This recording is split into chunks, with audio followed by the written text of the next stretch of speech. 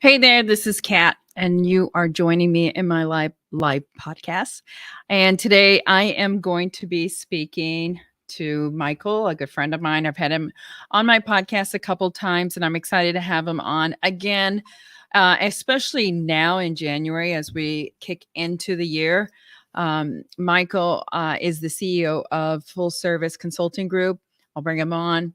He'll have his labels, and then you are going to be able to connect to him. The thing I would love for anybody tuning in is if you have any questions, please drop them in the comments so that we can reply to them as we are live. This is all about engagement, right? Okay, let me bring out Michael. Hey, Michael, how's it going? Good, Kat. How are you? I'm Happy doing New Year. great. Thank you. You too. You too. And I apologize. I have a little bit of sun glare, which I am not apologizing about the sun because I'm happy to have the sun. Because we're both wintered up here. Oh, yeah. Yeah, definitely. Yes. Okay, Michael. Some people might not know who you are, and so can you give us a little background? Yeah. Again, my name is Michael Maziarek, and I have a company called Full Circle Consulting Group.com, and a couple different divisions, one being Full Circle Coaching Services.com, which a lot of what we're going to talk about today concerns the coaching services that I provide. I've been in business. I've had my consulting firm since October of 2011. And prior to that, I was a W-2 employee for a number of companies, franchise companies. And one of those franchise companies is one that I actually started. And back earlier in my career, it was a concept that ultimately became known as Deck the Walls. That dealt with picture frames, artwork, framing services that we did in major regional shopping centers. And basically, I took that franchise concept via the franchising model from startup to right around 250 stores in 6 years. That is awesome. And that kind of set the stage also in terms of that experience for working with the type of clients that are kind of in my wheelhouse now with my consulting firm. And that's small to mid-sized businesses as opposed to Fortune 500, Fortune 1000 companies. Okay. Way back when one of my consultants, friends of mine, who I actually hired when I had Deck the Walls, told me something that I share with all my clients. And that is, he said that you don't have to be sick to get better. Okay. So you don't just need a consultant or a coach in terms of when your business is in trouble, but you also need a coach to kind of build upon the successes that you've had in terms of trying to exponentially increase what your return on investment in your business is. I couldn't agree more, Michael. I am a huge fan, and I repeatedly say this in probably all of my podcasts that, if your business is not successful, if your business is not going in the right direction, it's always worth every penny to hire a mentor or coach, somebody to come in and help you out to get you on the right track. Because at the end of the day, you know, the reality is your outcome is either success or failure, right? So Right. you want to have Right.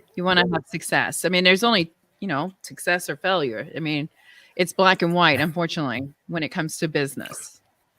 Well, and one of the things also, Kat, that winds up happening is that, and I can speak to the clients that I have and have had, is that most of the clients in that small to mid-sized business category are very good at working in their business. I mean, if they're making pizzas, they're making the Yes. best pizzas in town.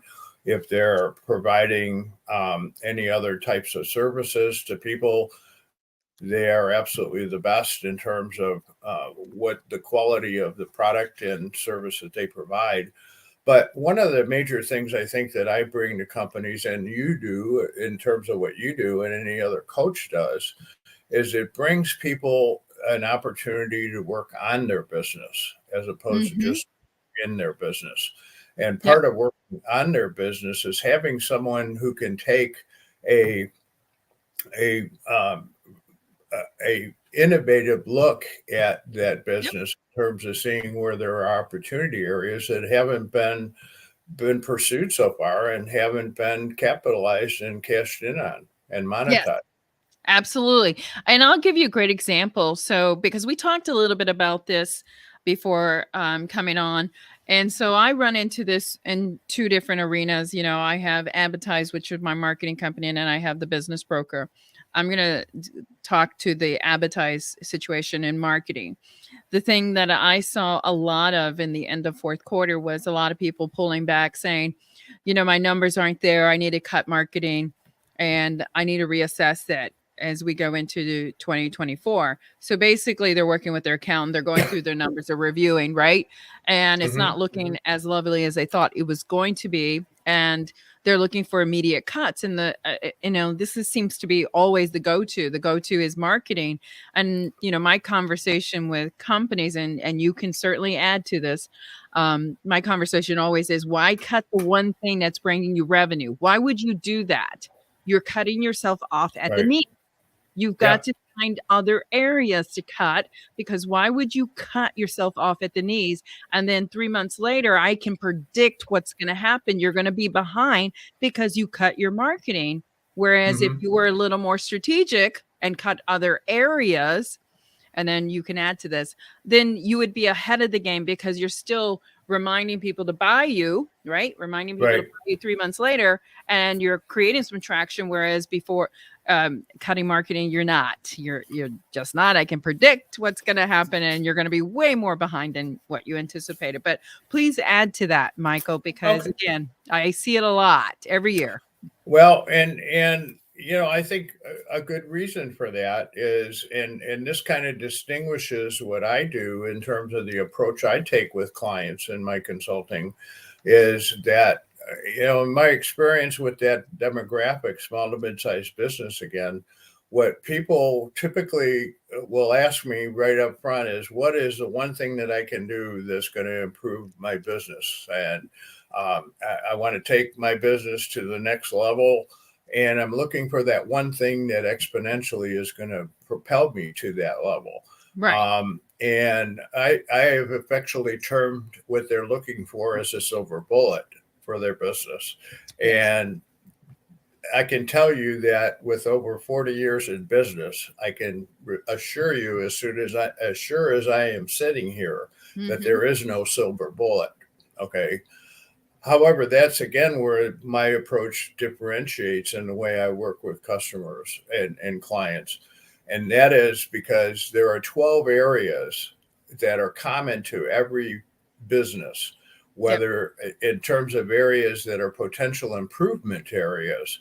And instead of looking for one area, you are talking about cutting, but just the flip side of that, looking for just one area that you can make a 10 to 20% difference in your business, um, that inevitably people find that there isn't that one area that they can achieve that.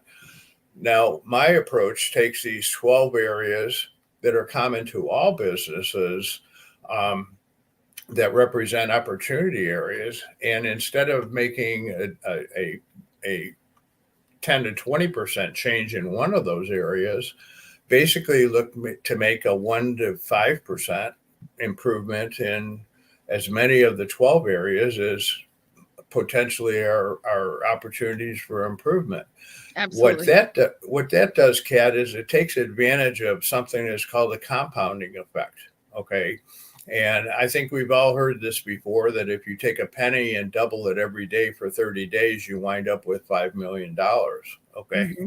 Mm-hmm. It's a similar type of impact. And in terms of these 12 areas that I explore with my clients, if they were to make, just for example, if they were to make just a 1.3% increase in all 12 areas, Mm-hmm.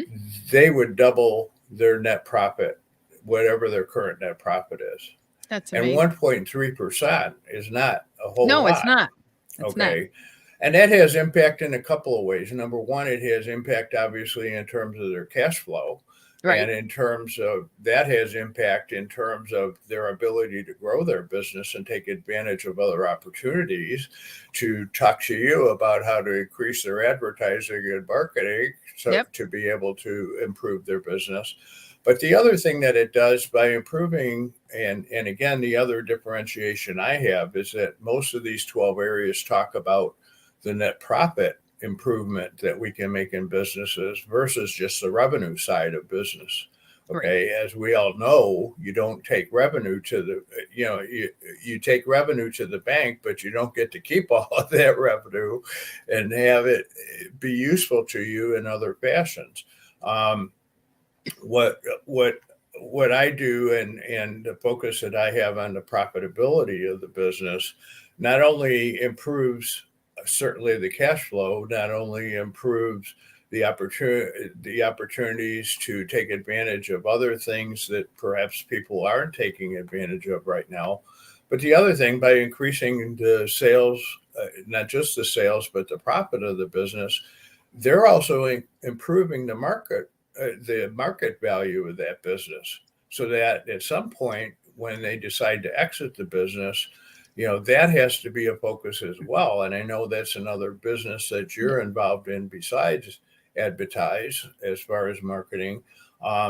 But the improvements that I make not only have an effect on cash flow, the person's lifestyle, what they're able to provide for their family, but also in terms of what the overall value of their business is when they look to exit the business. Absolutely. And again, this is one where I have a lot of feedback with the clients that I talk to or that consult with me, and they're talking about how do they exit, how do they assess the value of their business. And at the end of the day, it has to do with cash flow. And a lot of businesses aren't tuned in on their cash flow, which is okay. That's okay. Mm-hmm. But they really do need to understand, like you said, as opposed to working in your business, on your business, is understanding the big picture of your business. Every business owner should know the big picture of their business. And then what are the mechanics that are moving that business and making it and what aren't, right? Mm-hmm. And when you get in a situation where you're trying to exit or sell a business, that's when you have to really dig deeper and really extrapolate the things that are not going to, like if you have memberships, a ton of memberships just because you have for the last 30 years, well, it's time to get rid of them if you're not using them, you know? Right. It's a lot Yep. of little things that people don't understand, that if you don't start digging in, you're never going to understand your business. Well, and that's why I mentioned that one of the things, the major things, if somebody said, "What do you bring to a client?" Mhm. One of the most important things that you bring to a client. My answer is to look at their business innovatively. Right. Okay, because people get caught up in what I have affectionately termed over the years an environment of givens. Yep. Okay, they're doing everything that they're doing right now because number one, they've always done it that Yep. way. Number two, because that's what the industry does. Yep. Okay. And yet they're not realizing that operating within that environment of givens, as opposed to looking innovatively at how can I differentiate my business from other people in the space doing the same thing, Yes. that's really where the opportunity areas are, and that's really what these 12 different areas that I investigate with clients really. Those are the 12 areas that represent ways to innovatively be able to look at your business. Right. And so just to kind of like bring this together, like the business owner that should be probably talking to you or at least have a consult with you are typically the businesses that are not like I typically stay in the red, right? They're usually in the red. They're not making some kind of profit, right? So Mm-hmm. they're either underpricing themselves Mm-hmm. or because they're not putting the price so that it umbrellas everything else, like an employee and all this other stuff, right? Because you really have to understand pricing in order to make sure you price correctly. And Right. I feel like sometimes businesses don't price correctly, and then they run their business and they say, well, we have all these clients, but we're not making money. Well, Right. okay.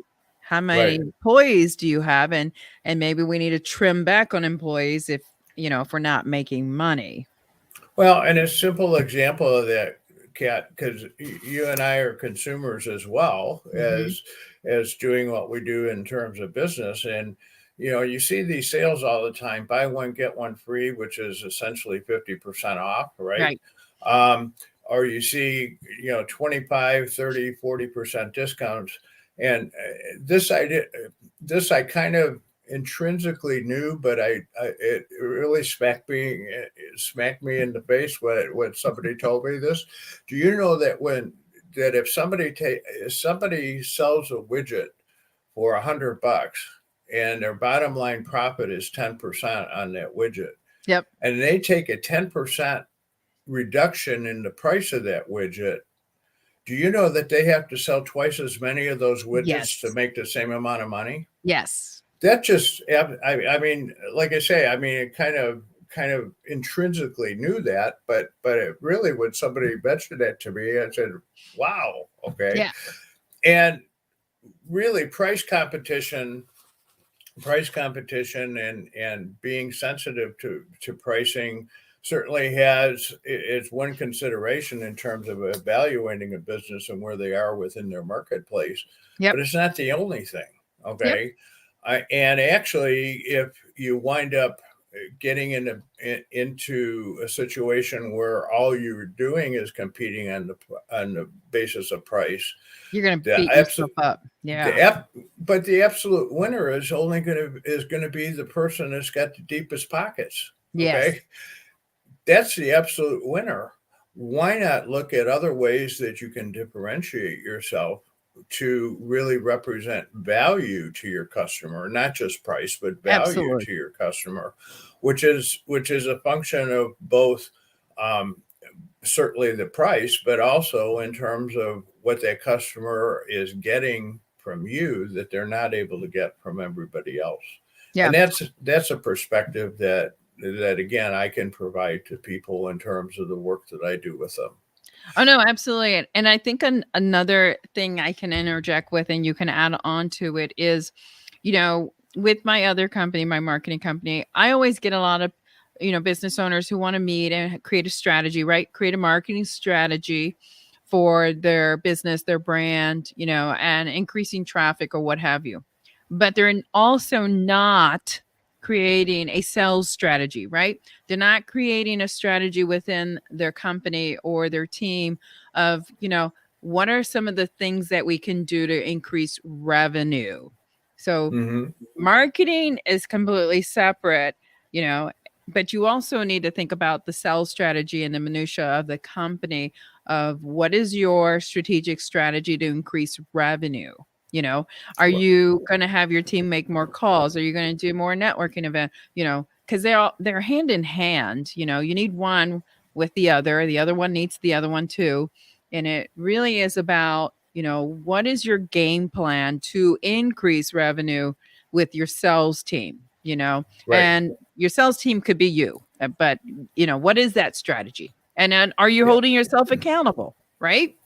Exactly. Well, and the other thing you had mentioned earlier that yes, a lot of the people that I work with are people that are in the red and their businesses are in trouble. But one of the things that that I was told a long time ago and really resonated with me was that you don't have to be sick to get better. Okay. Yes, I So it agree. doesn't necessarily mean that your business is in trouble and that therefore we need to call Michael and get some help from him.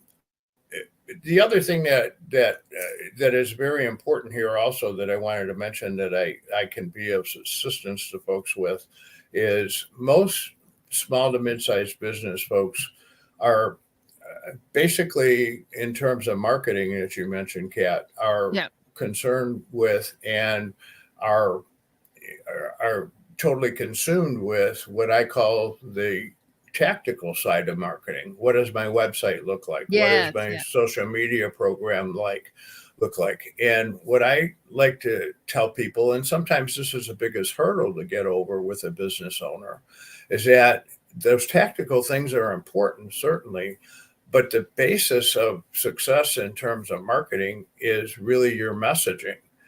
What is the differentiation, again, as I mentioned before, between you and what everybody else is doing? That's the strategic side of marketing that you're talking about. And that's why I work very well with companies like you who do the tactical, or just who do the tactical side of marketing, Yep. because if you can combine an effective messaging and create a market dominating position, and Yep. you do the excellent job that your company does in communicating that, wow, the sky's the limit. Okay, Yep. Yep. in terms of what people can realize. So Yeah. I also feel, Michael, from the business broker part of it, I feel like a lot of business owners are lucky in the fact that they didn't have, the training or education to be a business owner, right? They just haphazardly became a business owner, and they're very successful. Some, very, very successful. And then they get to the point where now that it's either you grow even more, but how do you do it? Because you mhm, don't you're tapped out, right? You're tapped out on resources. If it's not manpower, it might be, inventory or money, something like that, right? It's You're tapped out. right, And or, you know, right. uh Well, you you don't have the capacity, you don't know how to take it to that next step, right?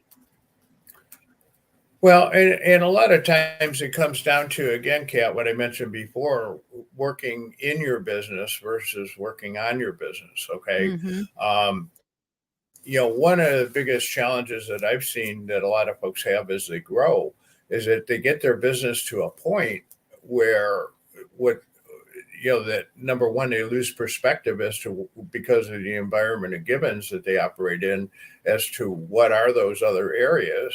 But the other thing that winds up happening is that as they grow, what they find, get the example of the pizza guy, okay, the guy, the owner of the pizza shop, what they Yep. find is as they grow, they're having less and less time to be able to devote to making those pizzas and making Right. sure that the pizzas, what they're doing every day. Because as their business grows, now they have to get involved in management and Right.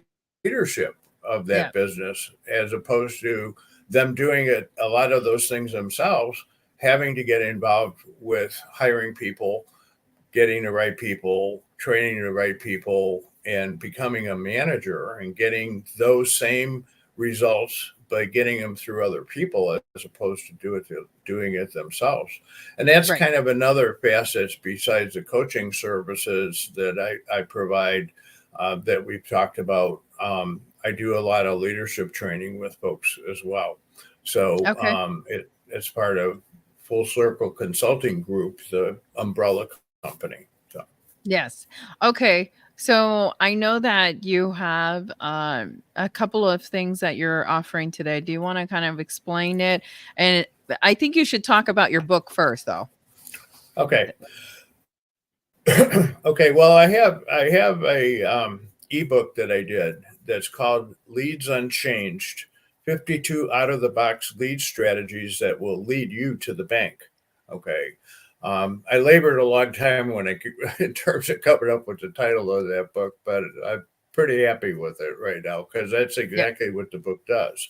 Okay. And what I'm offering folks is that, number one, in terms of the coaching services I provide, it's supported by a software program, that really facilitates being able to explore these 12 areas for each company.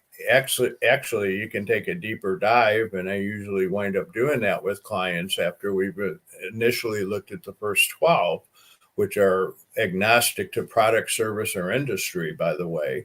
you can actually take a look at 28 other areas that have less of an impact, but still will have an impact. This software program really facilitates being able to do that. One of the first things that I'm offering to folks today is if they get a hold of me and contact me, um, you know, either through LinkedIn or To the website. through my website. What I will do is I will send them as part of this software program. I will send them what's called a profit accelerator simulator, which basically gives them, it's self-explanatory. It's a URL that they can put in their current sales volume, their current gross profit percentage, their current net profit percentage. And then they can look at each of those 12 areas and play around with, well, if I make a 10% increase, or if I make a 5% increase in this area, and I make a 3% increase in this area, or a 2% increase in this area, collectively, because of this compounding effect, what effect is that going to have on my business? And the simulator actually shows what impact it would have. Okay. What I was, if somebody contacts me about doing, I'm offering also a 45-minute assessment that's free of charge, normally a $500 value. A free assessment for anyone. I will do a 45-minute Zoom call with them, and usually we can go through 2 or 3 of the 12 areas specifically for their business. And I have never had it happen that in going to 2 or 3 of the areas with any client that I haven't been able to find them at least $10,000 in unrealized revenue and profits for their company. Yeah. Okay. If someone contacts me about scheduling that, I will send them the Profit Acceleration Simulator. Once we've scheduled that 45-minute Zoom call and completed it, in exchange for their time and interest in terms of talking to me about ways to improve their business, I will send them a copy of my ebook if they do in fact schedule that Zoom call and we do it and complete it. So those are the 2 things that basically that I'm offering today to anybody who'd like to get in touch with me and find out more. There's only so much you and I can talk about in 30 minutes. So in case, I'm just going to recap this a little, in case you didn't hear from the beginning. So basically what Michael said is when he does the assessment, he's making as little as 1% change, 1%, right? Am I getting that right, Michael? Well, when I do the assessment, we usually in 45 minutes have time to go through 2 or 3 of the 12 areas. Okay. And what I'm saying is by exploring at least 2 or 3 of those areas, I've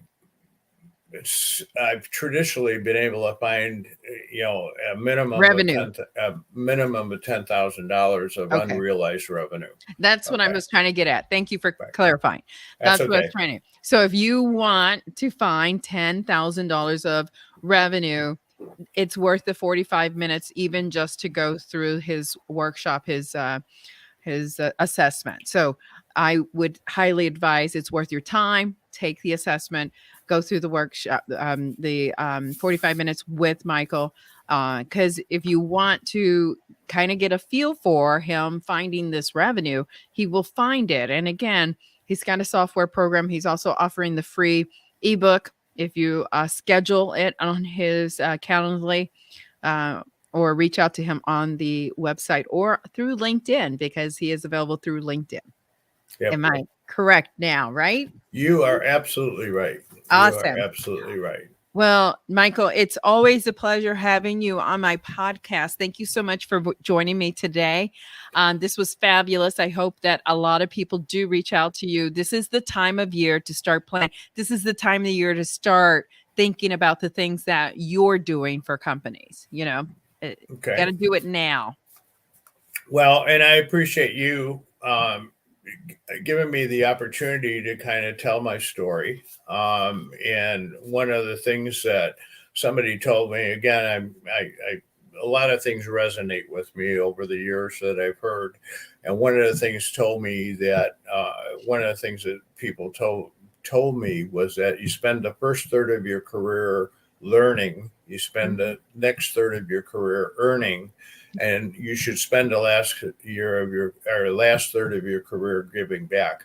And to a large degree, Kath, that's one of the things that I get the most excited about is That's awesome. Having a client, being able to work with that client through this assessment and identifying opportunity areas, helping and coaching them to realize the results of these opportunity areas, and knowing in my mind that I've made a difference, number one, in their business in terms of what their cash flow of their business is, how that translates into what the value of their business is, but most importantly, what they're able to provide in terms of lifestyle for themselves and their families. Absolutely. And that, to a large degree, is kind of where I'm at in my life. In terms of the reasons that I enjoy as much doing what I'm doing. People have asked me, Michael, when are you going to retire? Okay. And my answer to them is I'm going to retire when I have pennies on my eyes. Okay. because it's enjoying the hell out of what I'm doing. And, And I really take a lot of, I really am very pleased if I'm able to make a positive, important difference in people's lives. Absolutely. And I'm glad you said that because, you are in a position where you pick and choose your clients. So, and that's a unique situation where other businesses are really grappling at anything. And you're in a position because of, where you're at is you get to pick and choose your clients, which is very awesome. Very awesome. Well, thank you, Michael. Thank you for joining me. You're very welcome, Kat. Thank you very much and stay warm. Thank you. And thank you for joining me on my podcast. I appreciate your time. And if you just now cut it, hit rewind, watch to the beginning of the podcast, you're going to learn a lot about understanding your business, understanding and, the importance of hiring a coach or a mentor and someone helping you to grow your business. And I think if anything, I always say it's worth every penny when you hire a revenue coach or any type of coach that really helps you grow your business and kind of tweak the things that you're not doing correctly. So until next time, you got this, and I will see you then, and catch me next week. Bye.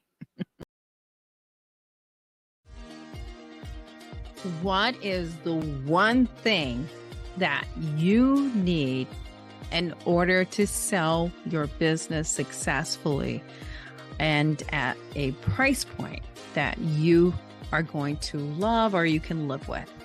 So in order to sell your business for a maximum value, you need to have three good years of accounting and growth. Hey, I'm Kat Ramirez, CEO and founder of 10X Business Broker. If you need help or if you need someone to give you a business valuation, reach out to me and connect with me. I am happy to help you out. You got this.